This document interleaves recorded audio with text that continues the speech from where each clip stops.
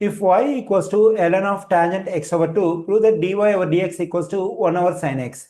This dy over dx represents derivative of y with respect to x. So in the given equation, we have to find dy over dx. The result has to be 1 over sin x.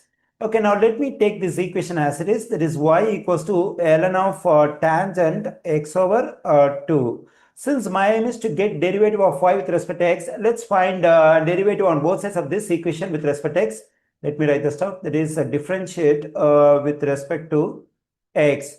On the left side, when I find derivative of this y with respect to x, it will become dy over dx. This ln represents natural logarithm, that is logarithm with base e. When I find derivative of a natural logarithm, I have to write 1 in numerator. The argument of the logarithm, in this case the argument is tan x over 2, it should be written in denominator, that is tan x over 2. So this is the derivative of this natural logarithm. By chain rule, I have to do further derivative of the argument over here, that is I have to find derivative of tangent x over 2. The derivative of the trigonometric function tangent is secant square, and we have to write this stuff as it is, that is x over 2. So this is the derivative of the trigonometric function tangent over here. Again, by chain rule, I have to do further derivative of this x over 2. Here we have a constant in denominator. When I find derivative of this fraction, I have to write the constant 2 in denominator as it is. I have to get derivative of this variable x in numerator with respect to x. Derivative of x with respect to x is just 1. Okay, let me continue. That is dy over dx equals to, using one of the reciprocal identities in trigonometry, we can write this 1 over tangent x over 2 as cotangent x over 2. Again, using one of the reciprocal identities in trigonometry, we can write this secant square x over 2 as 1 over cosine square x over 2 times 1 over 2.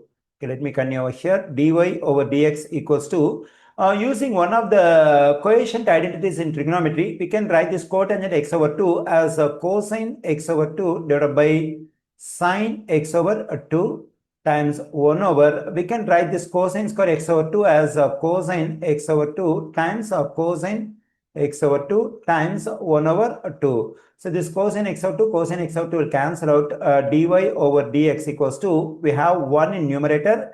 So in denominator, we have the product of sine x over 2, cosine x over 2 times 2.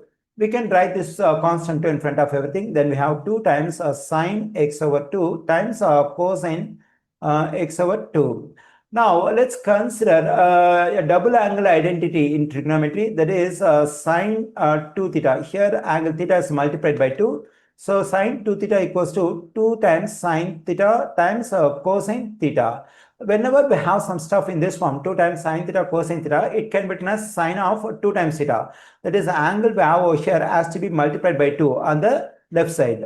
Let's consider the stuff we have over here. It is exactly in this form. At the place of theta, we have x over 2. So this stuff can be written in this form, sine 2 theta. So at the place of theta, we have to plug in x over 2. Okay, let me do it. That is dy over dx equals to 1 over. Now we can write this stuff in this form. That is sine 2 times for theta, we have x over 2. So at the place of theta, we can write x over 2. This 2 will cancel out. Dy over dx equals to 1 over, in denominator we have sine x.